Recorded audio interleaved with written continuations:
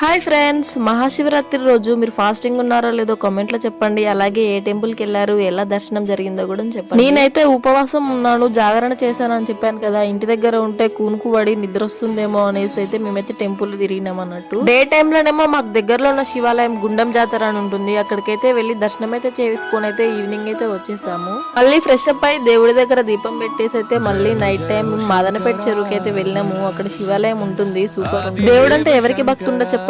ప్రతి ఒక్కరు పండుగ రోజు అయితే దేవుని దర్శించుకోవాలని అనుకుంటారు కదా. అలాగే ఈ రోజు కూడా చాలా మంది వచ్చారు. అసలు దర్శనం జరగడం కూడా చాలా ఇబ్బంది అయింది, మస్తు మంది ఉన్నారు క్యూ లైన్ లో. అంత పెద్ద క్యూ లైన్ లో నిల్చొని దర్శనం చేసుకునేంత ఓపిక నాకైతే లేదు. అసలుకే నేను నైట్ నుండి ఫుడ్ కూడా తినలేదు, మళ్ళీ ఈ రోజు ఉపవాసం.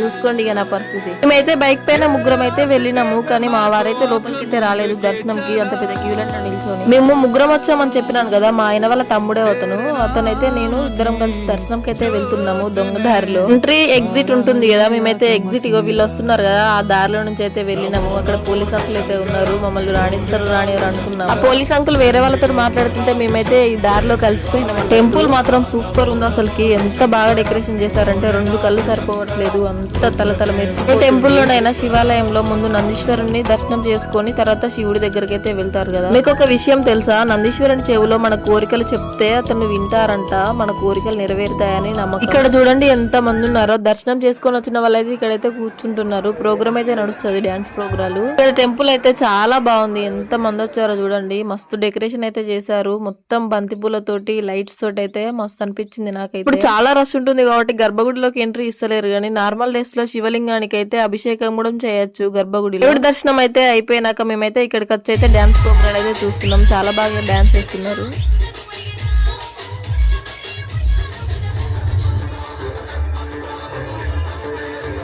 సరే కదా, ఇంత చిన్న షార్ట్ వీడియోలో చాలా వీడియోస్ అయితే పెట్టరాదు కాబట్టి నేనైతే పెట్టట్లేదు. చాలా మంది అయితే ఉన్నారు ఇక్కడ. మేమైతే దర్శనం అయితే చేసుకొని కాసేపు అయితే ఉండైతే ఇంటికైతే బయలుదేరిన. వీడియో కనుక నచ్చితే సబ్స్క్రైబ్.